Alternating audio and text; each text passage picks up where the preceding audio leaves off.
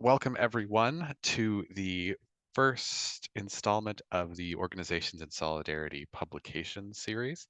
Over the last 2 years, OIS has produced numerous resources, publications, and different projects. And as a collective, we have done a fairly solid job of bringing these projects to fruition and bringing them out to the world.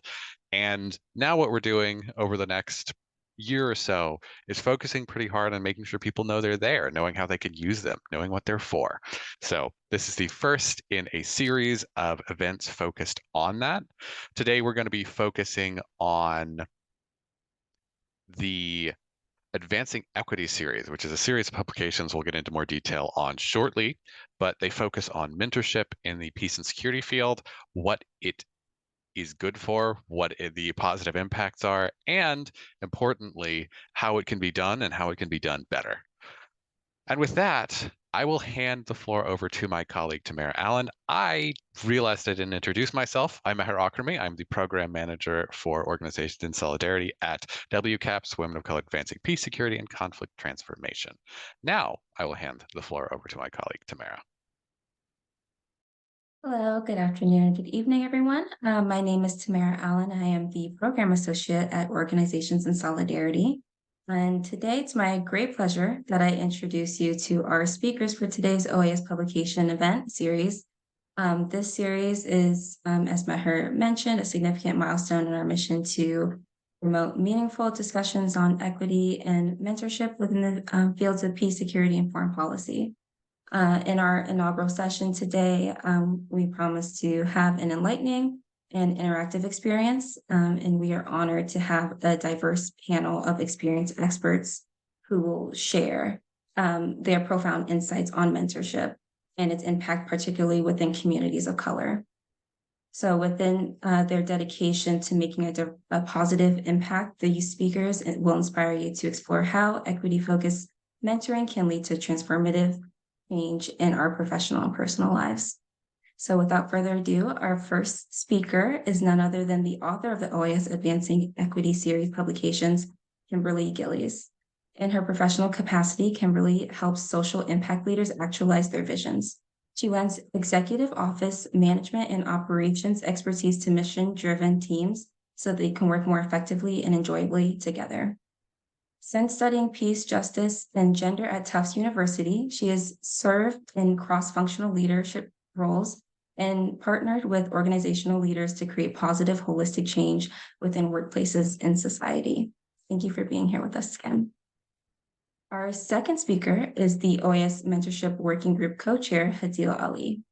Hadil is the Director and Fellow of the Diversity and Leadership and International Affairs Project at the Center for Strategic and International Studies, or CSIS. The program is dedicated to elevating diverse voices and perspectives to lead to more ideas, more innovation, and more robust policy solutions. Hadil serves as a thought leader on diversity, equity, and inclusion, or DEI, in the national security space, and is the chair of the think tank Diversity Consortium. Amongst earning several other accolades, she is also an advisor for Women of Color Advancing Peace, Security, and Conflict Transformation, or WCAPS. Our final welcome speaker today is Dr. Sharon Adipo-Dorco. Dr. Adipo-Dorco is the principal of Tertia LLC and is first and foremost grounded in her cultural identity as a Ghanaian American and embraces her other intersectional facets of being a wife and mom in her work. She's a former board member and sits on the Education Council of Academy Health, author of a children's book, poet, and consultant.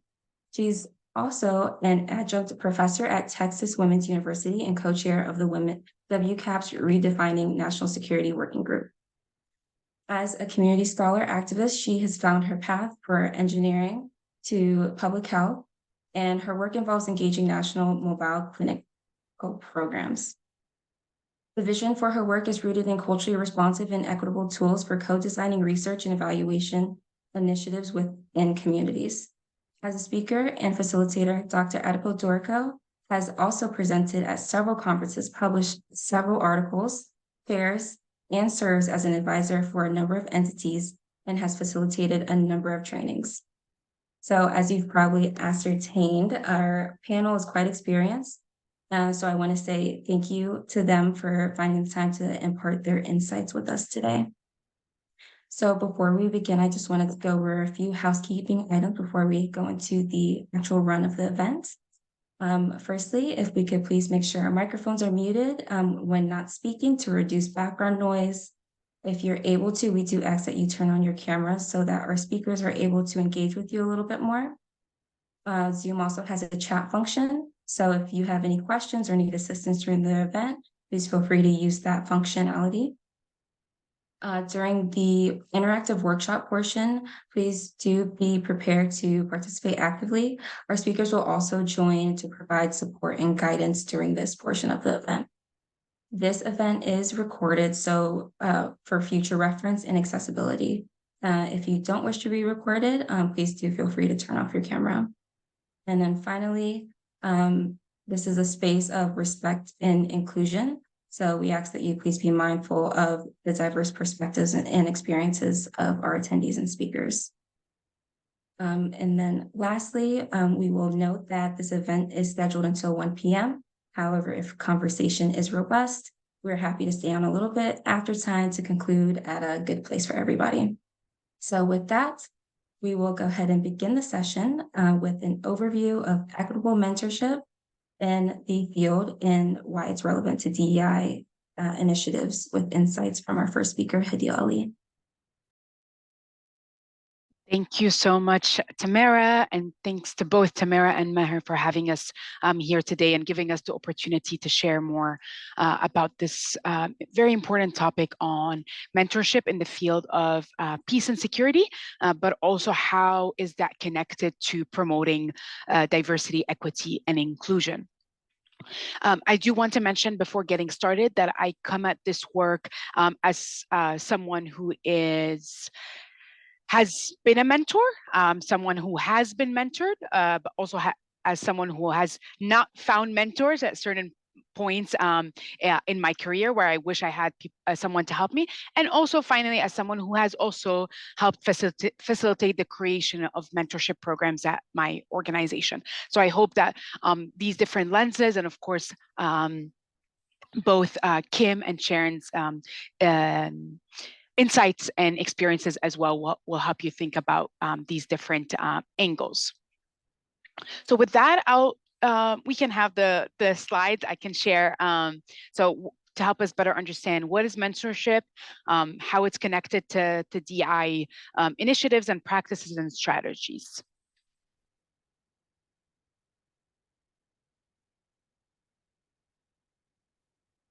Perfect.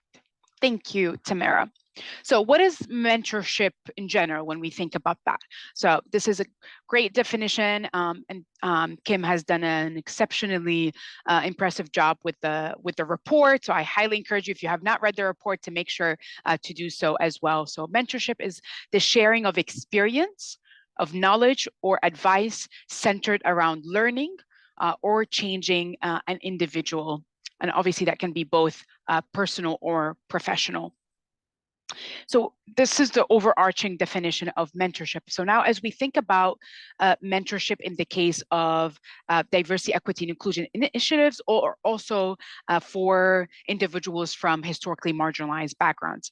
I right now at CSIS, I lead a program focused on DI, and often people are trying to think about what is the best way to promote DI within the peace and security field.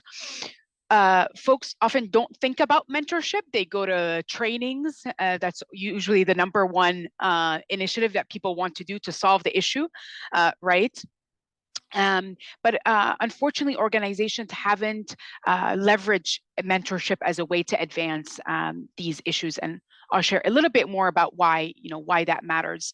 Again, it's not a one size fit all, but I will say based on the research that we have seen, mentorship is definitely one of the best proved ways to promote equity and inclusion within organizations. Some of you might have heard about this term of network gap. So think about, especially in a place like Washington, D.C., where things are often based on connections, right? Who you know, who you're connected with, and how that is then connected to your ability to access certain jobs, access certain fellowships, certain opportunities.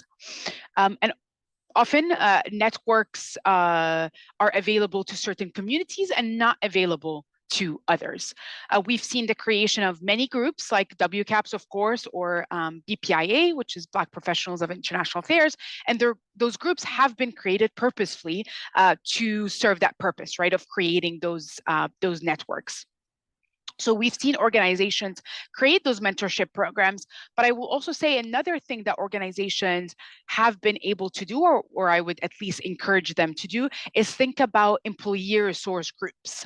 So if you're not able to do mentorship programs, create formal mentorship programs in your organization, employee resource groups, or sometimes the term affinity groups is used as well. I'm happy to go into that a little bit more in the Q&A. That can be an excellent space for cross mentorship. And we can talk a little bit more about that as well, because not every organization is able to create formal mentorship programs as well. So what happens if you actually invest in formal mentorship, whether that be informal or formal, especially what does the impact look like for folks from historically marginalized backgrounds? One, we see an increase in the sense of belonging in the organization, right? You feel like you belong, and therefore that means that you're going to contribute more and better, right? There's also better representation that we then end up seeing in the organization. That helps retention. So people are then willing to stay longer in an organization because they feel like they belong. And also more opportunities for professional advancement and for promotions as well in the organization. That way we don't see what we typically see in peace and security organizations, which is a lot of diversity at the entry-level roles. And then something happens as you keep going up in the organization, and we see less and less diversity. And so mentorship is a key way of getting at that and helping, again, retention and promotion. The other, a third element is also having someone to help you navigate the very real challenges that people from historically marginalized backgrounds experience in the peace and security field.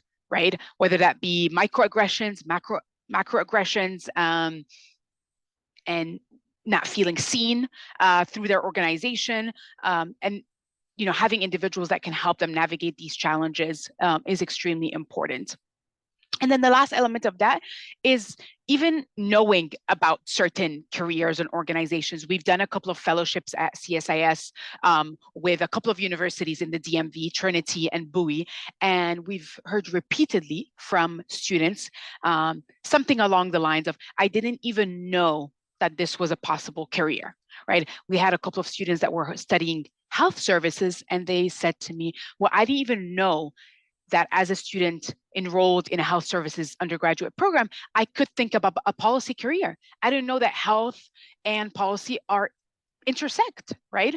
I didn't know that studying engineering could also be useful in the policy field. So it's really important for us to be able to communicate that.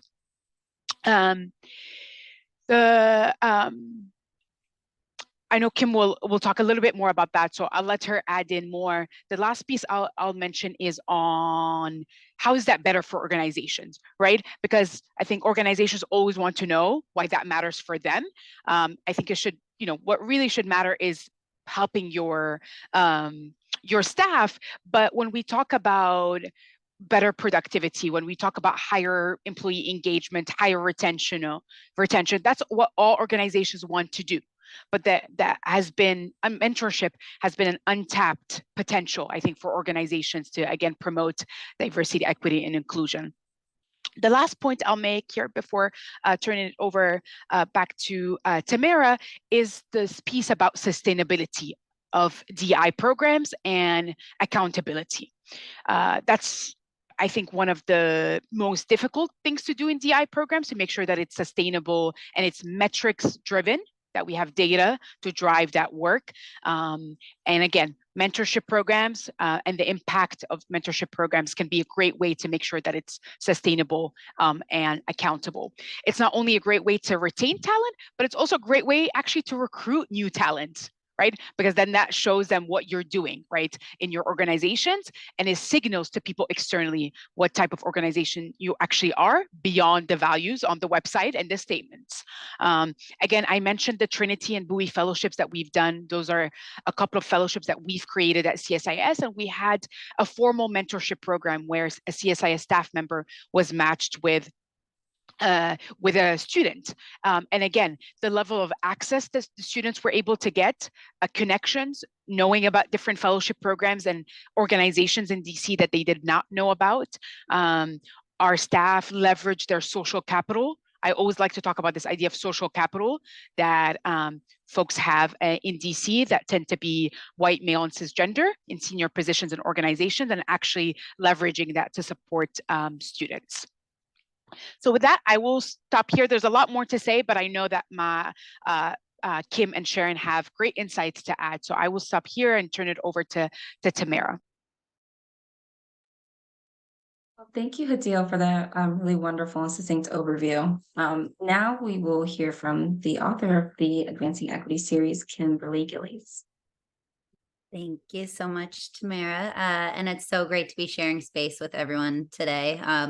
Hadil, I'm so impressed with how you have been able to just so succinctly provide an impactful and meaningful overview of everything and just the work you've done. It's always a pleasure and privilege to be with you and learn alongside and from you. I will do my best to try to kind of double click down on some of the things that Hadil mentioned.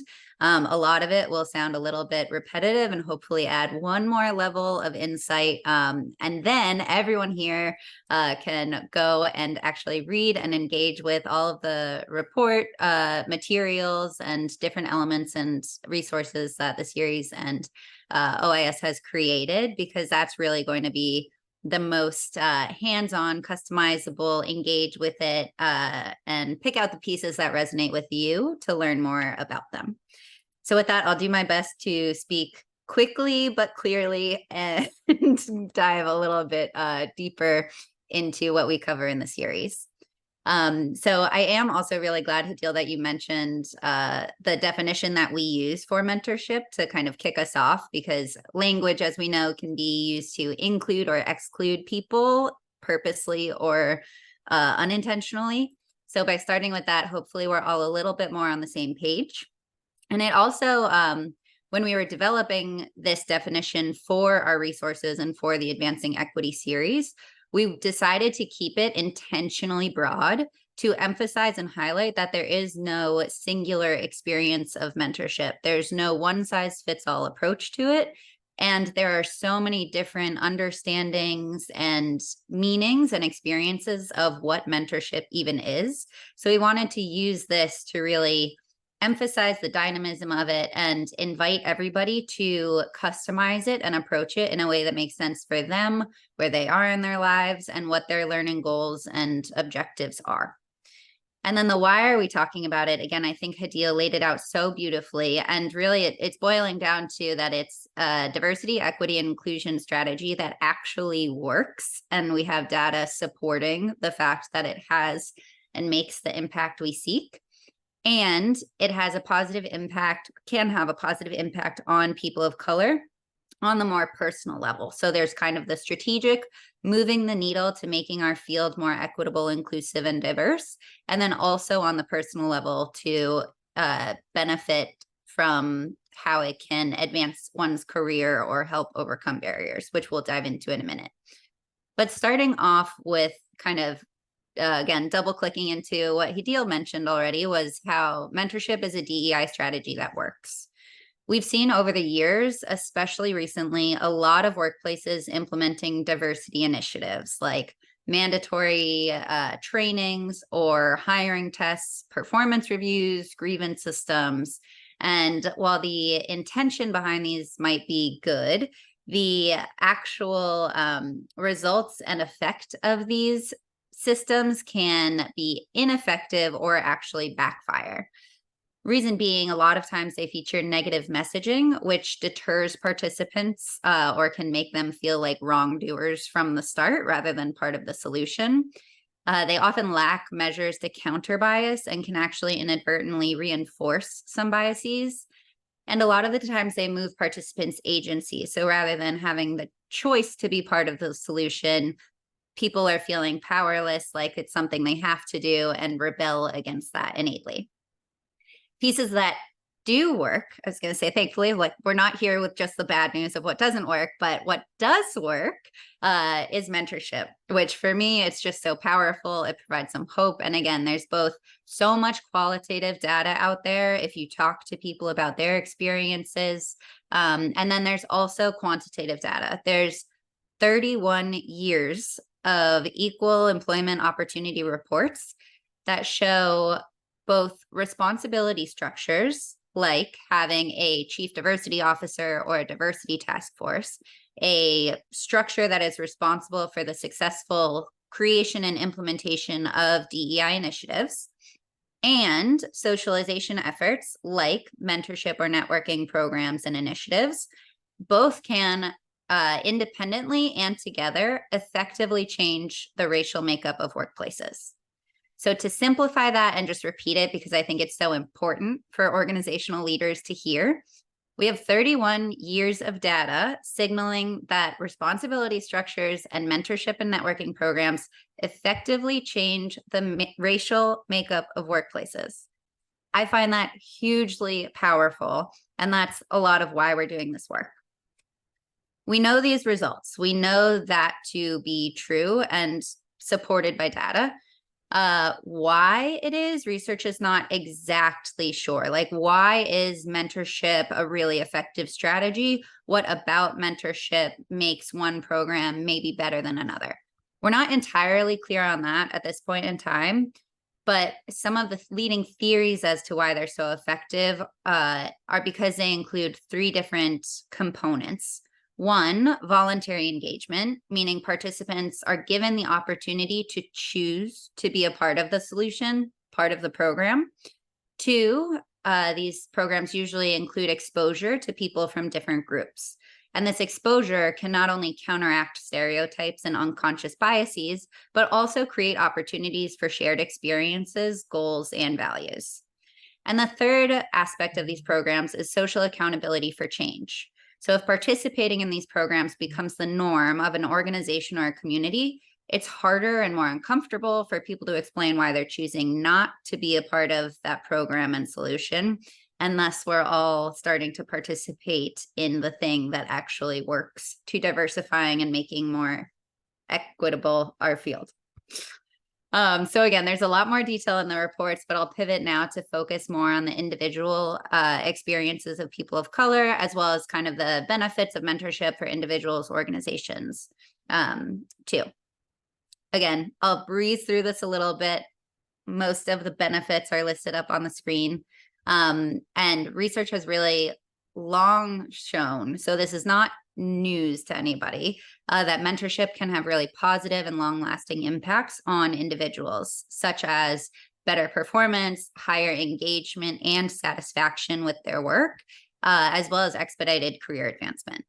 Clearly, organizations will benefit from having more highly engaged and better performing employees, and they also benefit from reduced turnover, so less onboarding costs and time, as well as the fact that employees who benefit from mentorship are more likely to go on to mentor others. So especially in an age where there's high competition for really top talent, being able to offer mentorship as a low-cost, highly effective means of professional growth and advancement is a huge and I think undervalued resource for organizations.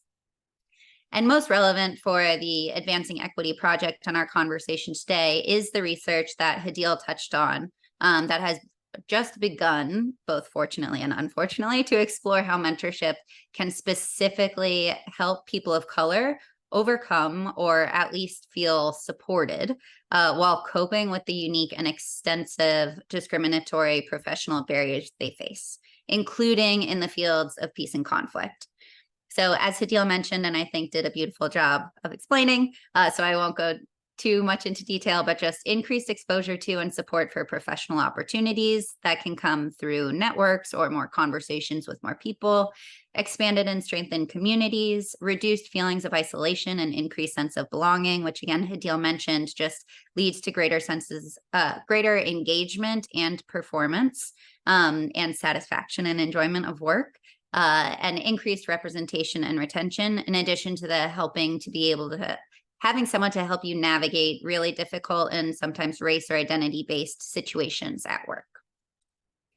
So Hadil also gave some incredible examples of different ways that organizations and individuals can start or engage with mentorship programs.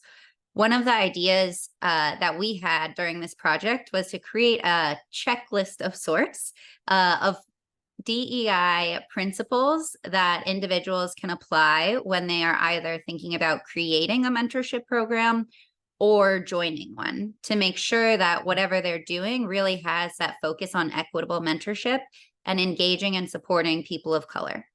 So the first is creating opportunities for cross-identity contact.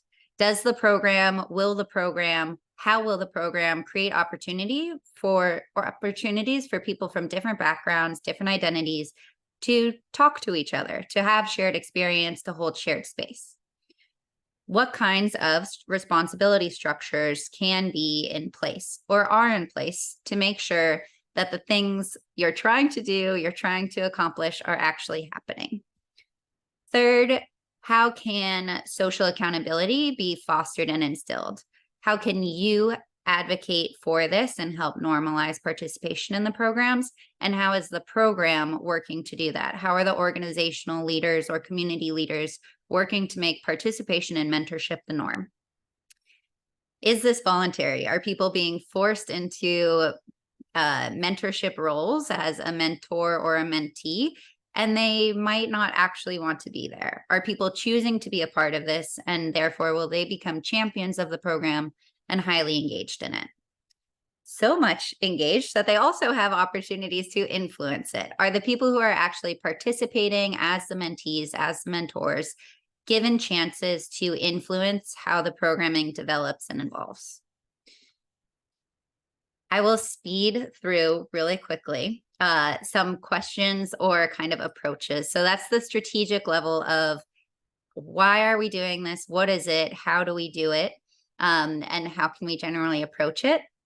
And then thinking about, when it comes to mentoring, how do you actually do it? What are some of the techniques? What are some of the ways to build relationships and hold interactions?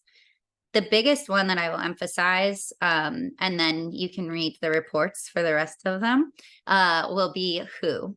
And the most simple and straightforward answer is that everyone can be a mentor, and arguably everyone should be a mentor and a mentee. As we just reviewed, the benefits of mentorship are wide-reaching, available to everyone, and can result from diverse learning partnerships and over a phone call or over a lifetime. And yet still so many of us hesitate or doubt our ability to give, find, or receive mentorship. Today, and through the Advancing Equity series, we want to remind folks, or share for the first time, that you can and should pursue mentorship. You can be a mentor, you can be a mentee. And especially when this engages people of color, we are all for it. Go after it and do it. To be a mentee, you do not need to be just starting out your career path or at a transition point or knowing which specific path you want to go down. And similarly, to be a mentor, you don't need to be in a senior position. You don't need to have it all figured out. You don't have to have an incredible life story that others should learn from or could learn from. The biggest factor of success of great mentors and mentees is wanting to be one and having an authentic desire to want to help another person. Being willing to share knowledge, resources, and empathy, that is the most valuable quality in a mentor and mentee, and that is what really makes for successful and engaged partnerships. I have a ton more slides that I will skip and save for a later date to make sure that Sharon has plenty of time to share her experiences more personally. But do please read our guides for mentees and mentors if you have further questions or curiosities of how to engage in mentorship in the actual doing of the thing.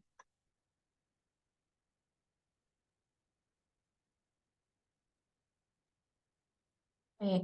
Thank you so much, Kim, for sharing about your incredibly informative and relevant research.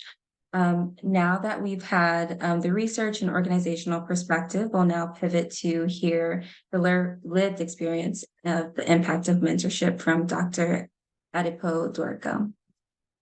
Thank you so much, Tamara, and thank you all. It's really great to be in this wonderful space, and a gratitude again to OiS and WCAPS for putting this together for us. And for the purposes of accessibility, I'll just visually describe myself. I'm a Black woman, short hair, wearing glasses. So for the purposes of anybody who can't see me, that should hopefully help. And that is folks that are here, as well as those who will watch the recording later. All right, next slide, please. So for our time today, very short, I only have 10 minutes, but I talk fast, and hopefully I'll just get to the main highlights and we can have time for discussion. I'll do a quick overview of the content, summarize it at the end, and like I said, we'll lead right into our discussion. Next slide, please. And I always like to do a pulse check no matter what I'm presenting on, and I recognize that we're about halfway.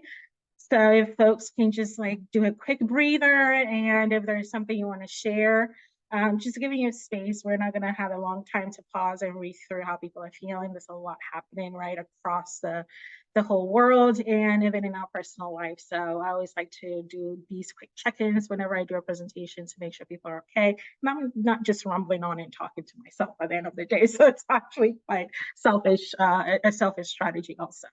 So folks can take a few seconds, and if you want to share stuff in the chat, that's fine, but at least take my rumbling time as a quick pause for yourself mentally and do a quick breathe as I get through the rest of the presentation. All right, next slide, please. Okay, so we're talking about mentorship in the spirit or in service to equity, right? And I appreciated Hadil when we were talking about some, in terms of engagement with students, having a sense of, oh, that light bulb moment going off, I did not know that. And I think sometimes it's because we don't do a good job of being honest and real with our positionalities, right? And how as human beings, we go through life in various touch points and even intersecting ways of being and doing. So I've learned over the years to build that intentionally. You've heard some of that in my introduction, but I wanted to level set and let you know that sometimes having this idea or set of ways to think about how you are a mentee as well as how you are a mentor, it's really critical to have positionality as part of the way that you do this successfully. So again, you've heard some of that. Some of that in the introduction. The only pieces I'll add, because I was really excited when I heard what you said about health services research, because at the heart of it, that's how I went into, I shifted from the engineering space into public health, was to learn health services research and pass through the process to actually get my PhD in policy. So being able to see how these different fields can intersect and being able to have people recognize that, I think is really a pivotal point or a pivotal tool around how we choose to do mentorship or be mentees as well. Next slide, please. So I would like to highlight the 3 lessons through my personal encounter with mentorship. And some of you all have, or the previous speakers, Kim and Hadil, have mentioned this too, is we go through life that sometimes I personally did not know that I needed a mentor. And even if I did, that there was no concept around how to formulate that in my career. But then when I discovered it, I was like, oh my goodness, I wish I had this sooner. And who would have known what other pathways I would have discovered at that time versus now. And that has also informed how I choose to do mentorship currently. So the 3 lessons are to, again, create that, it's pretty much almost, again, a repetitive way of thinking about what we've already learned in the past few minutes, but thinking about this from a relational perspective, right? So it's a choice, as we've already heard, for people to actually have that social accountability. So there's a relationship involved. There's also a balance, because when you talk about relationships, there's a dynamic that's happening naturally. So what is the balance around that relationship? And then lastly, I'll go into what I'm calling a support system, which I'll delve into a little bit more in detail. Next slide, please. So what do I mean by that relationship between the mentor and the mentee? It's really, I cover those, or think about those in 3 ways. It's the connection, the encouragement, and the inspiration. And I'll highlight this with a quick example of my mentor, when the very first truly person I called a mentor. And I came across this mentor through a program, an internship program that I applied for to go spend some time, a summer over in Cape Town. And the first part of the process is to get together, and this was through Mount Sinai, so we all got together in New York before we all departed into our various countries. And there was something that I heard this woman say, Dr. Claudia is her name, said, find your path in your career and create those opportunities that might not even yet exist for you. So it's somebody coming from the engineering space and trying to figure out where I wanted to go next, navigating public health for the first time in the social sciences. This was golden, right? This initially created that connection with this individual who almost gets it and has the words to describe what I've been struggling with mentally, but also somebody who said the words that I needed to hear to be encouraged.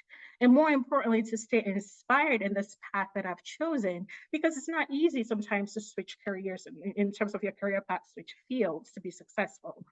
So those, again, connection, encouragement, and inspiration are really at the helm to me, at the helm, and using my example of how that relationship between a mentor and mentee can have those successful metrics. Next slide, please. Next one is the balance. And for the way I think about this are really 1, 2, 3, 5 areas. And that is, how do you balance this relationship with what your thoughts are, what you're actually engaging with in terms of advice, support, again, that encouragement and inspiration. And also, how is everything else, right? So you have passion and hobbies, you have community, and how you define that and the strength that comes with it. And in some cases, you might have professional affiliations, right? A number of us are part of WCAPS. So you come with all of that, right, with you to this relationship. And again, if I'm going to stick with that same example with Dr. Claudio and thinking about that balance around what I thought about and externally what I was being inspired with through my engagements with her, how did that then translate into how I was successful in being able to think about my passion around the work I was doing when I was down there in Cape Town? How did I create that outlet for my hobbies, such as writing, non-scientific stuff for the most part, to also continue because of again, that social, and I like the way Kim presented it, that social responsibility, and might I add, the connection, right? That almost gave me the power, for lack of better words, to recognize that all of these things are part of how I wanted to be successful. So embracing all of that, which leads into how it defines what community meant to me. So the sense of community was broader, right, than the people I know, because Dr. Claudio allowed me to also be exposed to several other facets of her work. So through publication of a blog, for example, that then brought another set of individuals whom I'd never come across, or would have never come across if I hadn't had that touch point. And then finally, like I said, those professional affiliations that continue to strengthen how we go through our professional careers. Next slide, please. And then finally, talk about the support system, which again, just thinking about in terms of that mentorship relationship, all the other stuff that you're coming with, which is either your family, friends, and colleagues, or like I said, community as you define it, are all part of that structure that you're building around you. So it's not exclusive. It's really looking at you as a whole and how that, again, mentee-mentorship relationship helps to solidify your success. All right, next slide. I'll run a little faster. All right, so I'm going to switch gears so that is my mentee journey. So how have I taken all of that into mentor journeys?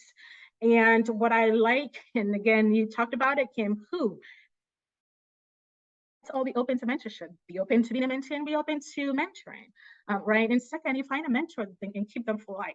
Dr. Claudio, I can easily ping her right now and still get connected. We have not lost touch since, and it's been quite a number of years. And then finally, we have to recognize that in building these touch points and building these relationships, you're truly building a network. You can choose to have that network over time. You define what that time is, right? If it's a time bound for a certain time and you need to depart, that's fine. But hopefully it's so positive that it's more of a lifetime approach, right, to how you're building that network. So how have I done this is currently I run a consulting firm, and I have established academic and, well, I call it academic and consulting partnerships with a couple of universities where individuals going through their MPH, which is the Master's of Public Health degree, they have to do a capstone. So they pretty much have my consulting as the location where they're able to achieve that goal. So we sit down based on interactions with the coordinator of the school. We sit down with specific goals and objectives that meet the competencies, right, for the school, because we need to make sure all of those are taken care of. But what is really critical about how I've built in the role, the principles of equitable mentorship, if I can put it that way, is to ensure that they recognize, they as my mentees, recognize that what we're about to embark on, it's their journey. So I've been able to successfully take my experiences. So for example, when you're going through your degree program, for the most part, you're pretty much, when it comes to things like publication, you're pretty much not in charge. You're pretty much just maybe a few off the list, on the list of authors, a few authors down, right, from that first author. But shifting that dynamic, again, using the principles of equitable mentorship and having the people, my mentees, recognize that they are the champions of the work, so they lead it. All we have is an agreed structure of the goals. They carry out the objectives. Success is when they take that work, if they choose to publish, their first author, and I'm good with that. And that model has worked so well, so much so that a couple of students, after getting their MPH, are still working with me on their own to be able to continue some of those work and get it published, because I've set that expectation. So that's one success story about, again, applying this model in real life. All right, next slide. So in summary, I hope I've been able to highlight the fact that things like positionality are critical to the mentor-mentee relationships. I was able to share a few of my experiences being a mentor and a mentee. And finally, on the next slide, I always have to give gratitude and acknowledgements to the people that support me. I've listed Dr. Claudia here, all my other mentors or additional mentors and mentees, and of course, this dynamic group for making sure that I have this space to be able to share. And I have the link to the blog that I wrote about my experiences working with Dr. Claudia. If folks are interested, feel free to put that in the chat. And I think that's all my time. Over to you, Tamara. Thank you very much, Dr. Adipodorko, for sharing your personal experiences with mentorship with us. And I want to say thank you to both of our other speakers for sharing your expertise with us today.